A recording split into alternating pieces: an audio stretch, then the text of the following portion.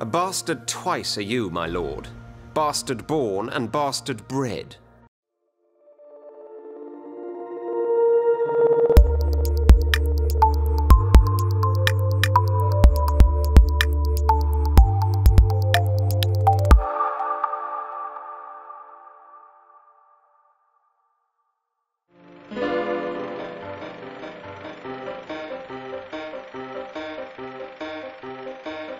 Thousands of years ago, Sigurd I built incredible engines of war, and with them forged an empire.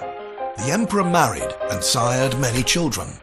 He even had a love child with mysterious Aurora, an ancient dragon in a woman's guise. Once united, peace was declared in Rivellon, and bloodshed soon forgotten. But Sigurd's realm of peace was shattered when his own sons and daughters rose against him.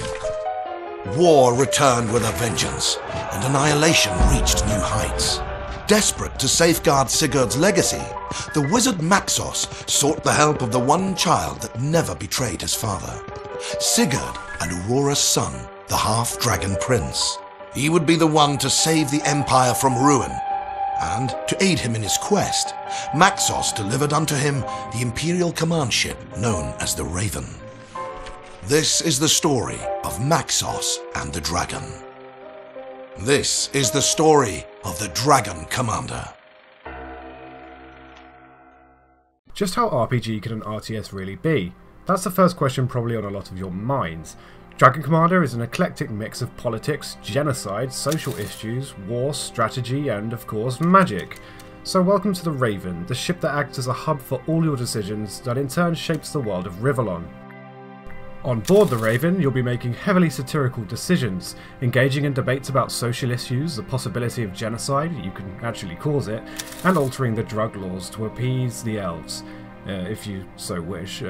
There are themes of homosexuality, immigration, religion, and other issues that I'm assured are pulled directly from the political agendas of parties you're quite familiar with. Dragon Commander doesn't hold any prejudices though, and each point of view is an argument derived directly from positions of real parties and their policies. Representing the points of extreme are 5 different characters for 5 different races, and the world map, which is Rivellon of course, is built up of citizens from those races. Appeasing or allying yourself to varying degrees to each of the 5 races directly affects battle, because if you, for example, upset the undead, which are religious extremists funnily enough, then any recruitment you wish to enjoy on a country of their origin will be hampered.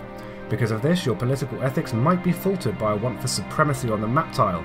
Do you ban homosexuality in order to increase your chances of winning on a plot of land? Your personal views will be challenged, because often doing the right thing will come at a very high cost. What kind of commander do you want to become then? A totalitarian dictator or a libertarian republican? That's someone who wants a republic, not a burger-eating, gun-toting Mormon, of course. All the decisions you make and the allegiances you subscribe to will affect debates and situations later in the game, and there's even the chance of marriage to one of the 5 races' daughters, which opens up a whole new story later in the game. The press beta only has the first chapter though, so let's not jump the shotgun wedding just yet. The Raven is your RPG centre, and everything you do here directly affects your battle situation. Maxos and our impish friend are our primary source of upgrades. Of course, Dragon Commander is an RTS and it has a fair bit of depth to it. As I'll show you in a bit, your dragon, which you select out of a possible 3 at the start of the game, comes equipped with a jetpack. The primary hands-on combat mechanic in the game, Larian haven't held back their tongue-in-cheek humour. From Maxos, you can upgrade your dragon from a wide variety of skills at varying levels, which cost research points. Research points are gained from held land, and the amount you get per turn is indicated by a numbered vial on the map area. Similarly to dragon upgrades, all your units can be extensively upgraded from the same basic to expert levels. Each level increases the cost substantially, but these upgrades are completely necessary if you want to be victorious in Dragon Commander. There are things from outright buying the ability to produce certain units to upgrading their optics or giving them powers which are either active or passive for use in battle. Depending on your luck factors and other more complicated statistics, research can either be increased or stolen following a story narrative at certain parts of the game. So before we jump into the game world and have a few battles, let's go through a political debate in full, as you'll see in the story component of Dragon Commander. Today we're going to discuss legalizing an hallucinogenic plant smoked by the elves. All of the dialogue was recorded with actors using procedural animation techniques for accurate facial animations. As you can see from this video, I stole from them. Sorry about that, guys.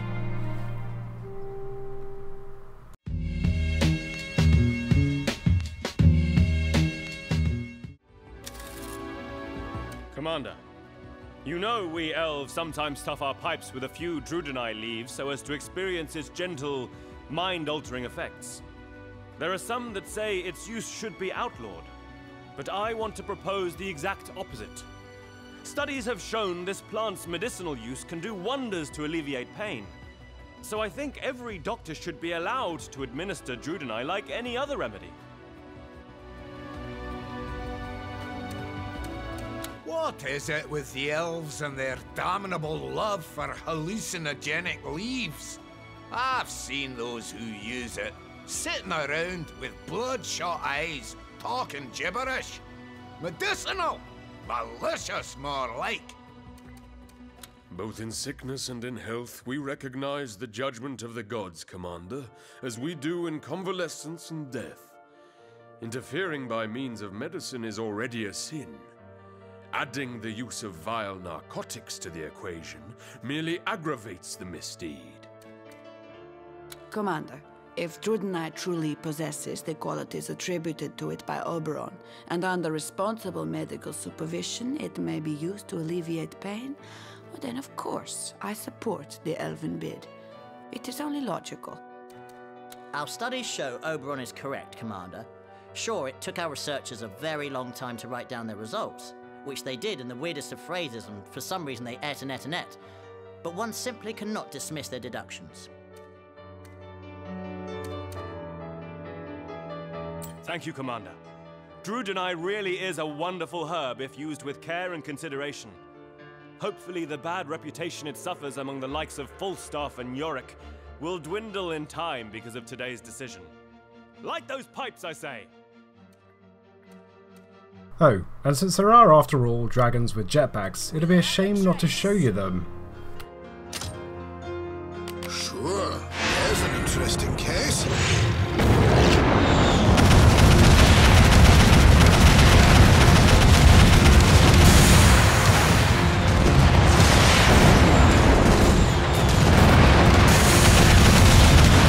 But let's not get ahead of ourselves, we need to look at the world map first. I won't focus on the intricacies of combat or conquest too much, since this is primarily RPG focused, but I'll show you exactly how your upgrades are employed and give you a basic overview of the battle system in Conquest. This is Chapter 1's map, quite late in the game. At your disposal you have your capital, which if captured loses you the game if you don't capture it back after one turn. The amount of recruits you can recruit is determined by the population of the area and your favour with the race. Each turn earns you money and research points, which are spent accordingly with your goals.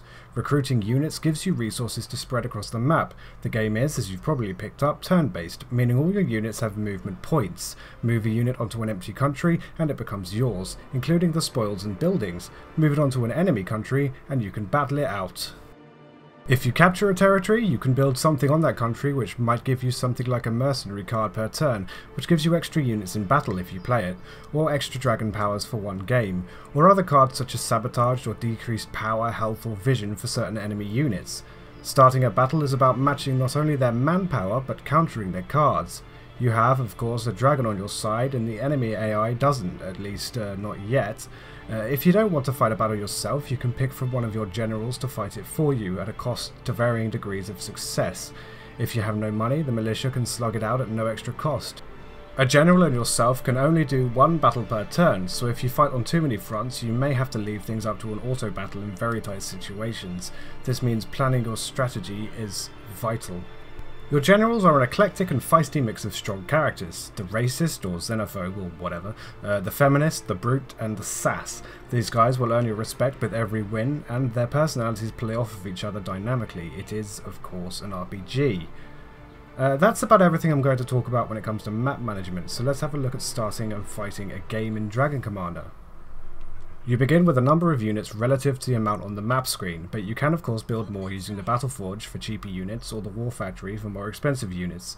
You build on set emplacements which can be captured over the map. Choose what you want and where carefully because both the War Factory and the Battle Forge both have their perks. There's also air factories to worry about and also harbours as well, although in the press beta I found their use fairly limited, or maybe I was simply doing it wrong. Dragon Commander is a hard game. I had to restart the campaign at least 6 times before I got anywhere, and I even tweeted Larian to see if there was any known bugs, but I got back this response. Thanks guys. Still, careful strategy and fighting strong and fast is the key. Don't sit in your base and face the enemy and use the dragon. Upgrade and conquest.